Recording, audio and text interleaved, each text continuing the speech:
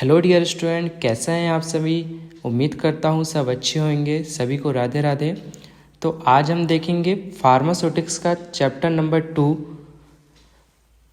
का second lecture. जिन्होंने पहला लेक्चर नहीं देखा है वो पहले लेक्चर जाके देख लीजिए ताकि आपको आज का लेक्चर पूरा समझ में आ जाए। तो आज हम स्टार्ट करेंगे advantage and disadvantage of glass. तो ग्लास होती क्या है इसके बारे में देखेंगे, उसके एडवांटेज और डिसएडवांटेज, टाइप्स उसके देखेंगे, टाइप्स 1, टाइप्स 2, टाइप्स 3, टाइप्स 4। चलिए ठीक है, स्टार्ट करते हैं।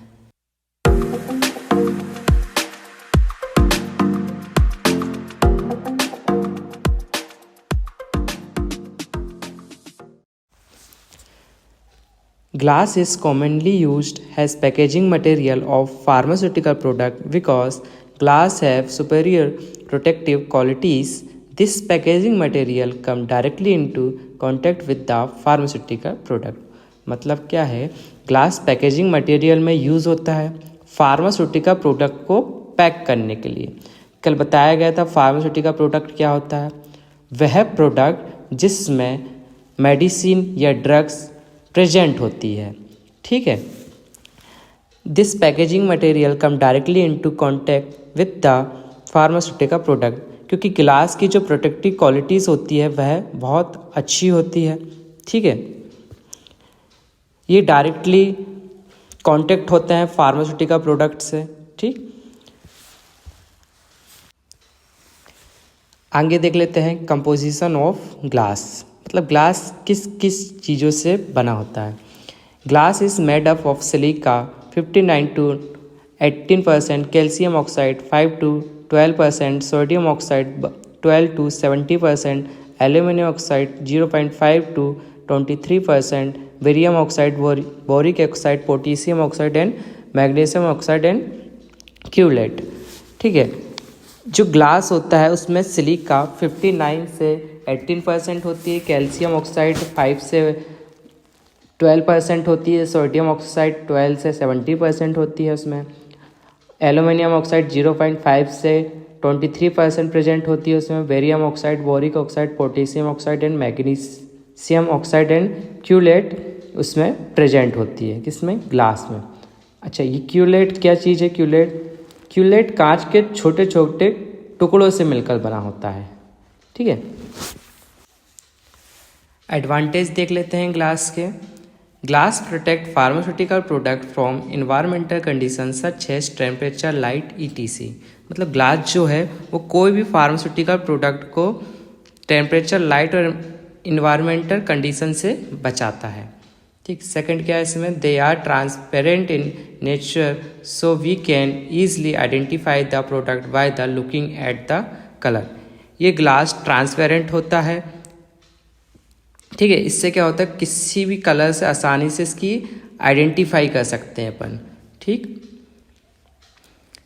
देन इसके बाद क्या है, they are available in various shape in size. जो ग्लास होता है वो वेरियस अलग अलग साइज शेप में अवेलेबल होता है मार्केट में। Glass can be available easily, glass हमें आसानी से मिल जाता है। They are impermeable to water, gases and vapours. मतलब क्या है, जो ग्लास होता है उसमें इतना फ़र्क नहीं पड़ता किसका, वाटर, गैसेस और वेपर्स का। सिक्स्थ है इसमें, दे can be labelled easily. Glass जो पैकेजिंग मटेरियल होता है उससे हम ईजिली लेबल कर सकते हैं, ठीक। They do not deteriorate with age. मतलब जैसे जैसे ग्लास पुराना होते आता है वैसे वैसे इसमें मजबूती आती है, ठीक। ये ख़राब नहीं होता है। 8 देख लेते हैं, they are strong enough to handle any pharmaceutical product. Glass इतना स्ट्रॉन्ग होता है कि वो किसी भी फार्मास्यूटिकल प्रोडक्ट को स्टोर करके रख सकता है। 9, they can be easily sealed to provide hermetic protection, ठीक। ग्लास को ईजी सील्ड कर सकते हैं अपन और किसी भी हर्मेटिक प्रोटेक्शन प्रोवाइड कर सकते हैं। ये हर्मेटिक प्रोडक्ट क्या होता है, प्रोटेक्शन क्या होता है, ऐसे प्रोडक्ट जिसके अंदर हवा या वाटर अंदर ना जा सके, ठीक। 10th देख लेते हैं, during sterilisation the glass can withstand with high temperature and pressure. Glass एक ऐसा पैकेजिंग होता है जो हाई टेम्परेचर को प्रेशर से बचाता है। ठीक है, क्या है इसमें, ग्लास एक ऐसा पैकेजिंग होता है जो हाई टेम्परेचर के प्रेशर से बचाता है। चलिए आगे देख लेते हैं इसमें डिसएडवांटेज ऑफ ग्लास। अब एडवांटेज देख लिए कि क्या क्या एडवांटेज है इसके, अब देख लेते हैं डिसएडवांटेज, क्या क्या इसके डिसएडवांटेज हैं। Glass is expensive to manufacture. Glass जो होता है वो महंगा होता है, कॉस्टली पड़ता है ज़्यादा। ठीक, गॉट इट, ठीक। Glass has tendency of shedding some part of silica into pharmaceutical formulation. ये सिलिका को निकालते जाता है जैसे जैसे ये पुराना होता है। मतलब इसका डिसएडवांटेज क्या है, जैसे जैसे ये पुराना होगा वैसे वैसे अपने अंदर से सिलिका को रिलीज करते जाता है। ठीक है, देन देख लेते हैं थर्ड क्या है। Glass heavy thaws increase the transportation cost. Glass का वजन ज़्यादा होता है जिसके कारण ट्रांसपोर्टेशन कॉस्ट बढ़ जाता है। ठीक है, फोर्थ क्या है, glass is fragile so it has tendency of breaking of cracking. Glass बहुत ज़्यादा नाजुक होता है, टूटने और क्रैक होने का इसमें चांसेस ज़्यादा होता है। ठीक, चलिए आगे देख लेते हैं इसमें फिफ्थ क्या है।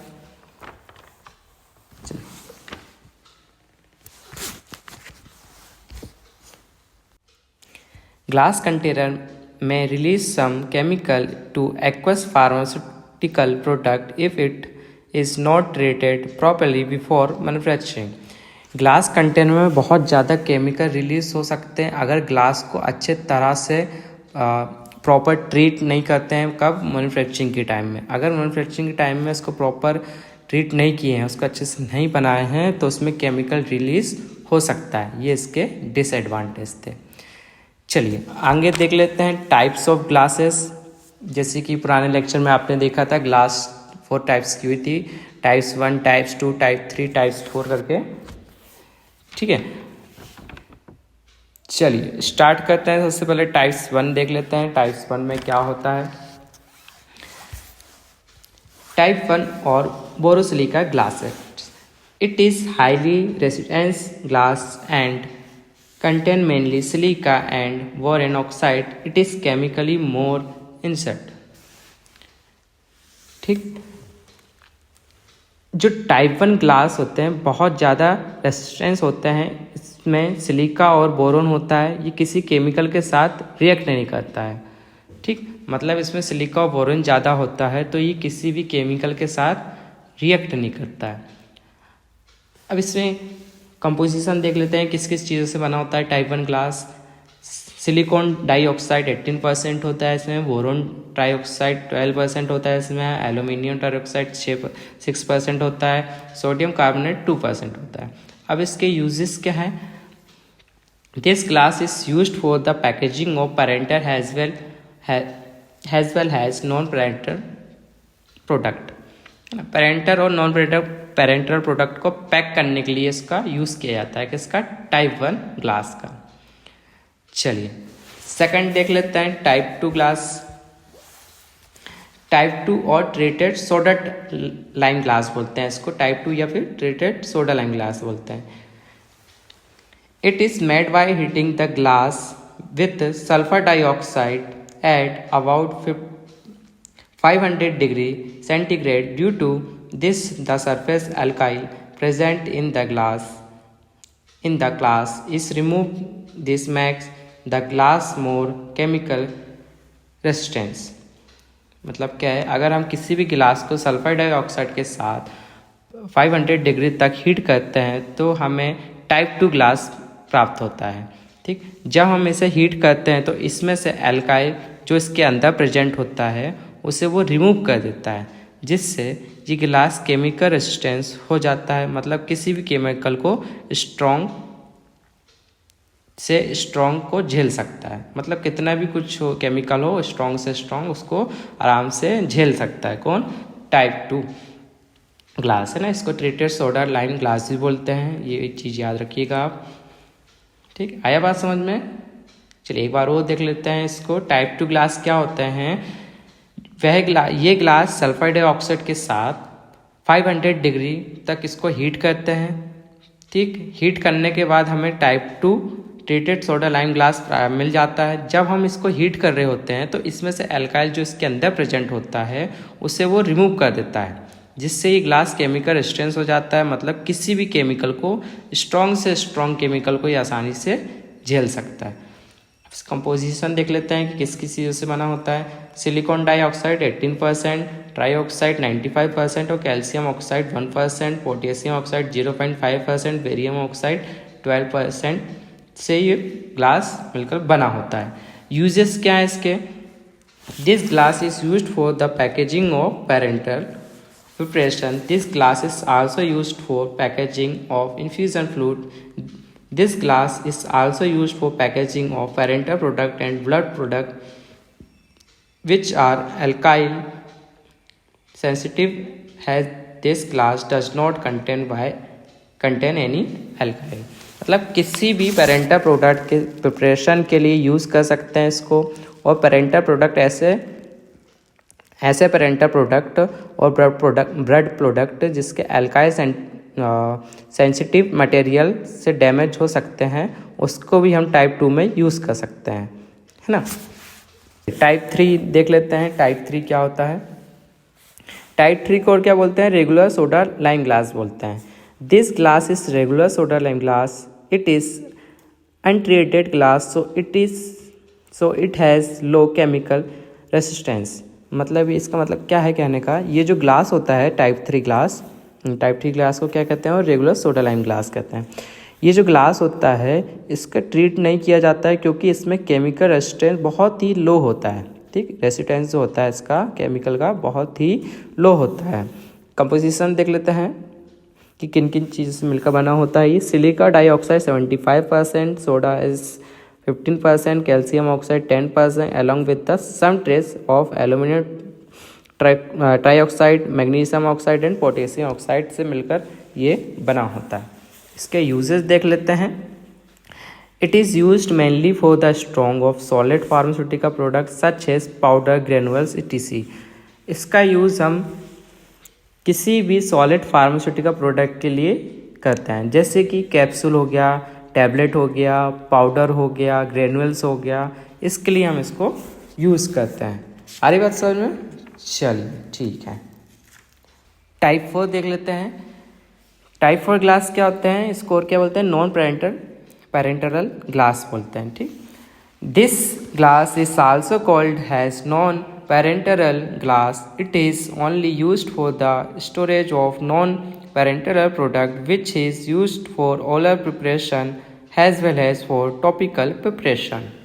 यानी मतलब क्या है? इसमें पेरेंटल प्रोडक्ट को स्टोर नहीं कर सकते हैं, इसमें नॉन पेरेंटल प्रोडक्ट को स्टोर करते हैं। अब पेरेंटल प्रोडक्ट क्या हो गए? जैसे कि अपना ऑयलमेंट हो गया, क्रीम हो गया, ठीक, कैप्सूल हो गया, ठीक, ये टाइप 4 में इसको स्टोर करके रखते हैं। आया बात समझ में? चलिए, यूज़ अपन ने वही देखे। It is use for storage of non parenteral product. ठीक, नॉन पेरेंटल प्रोडक्ट।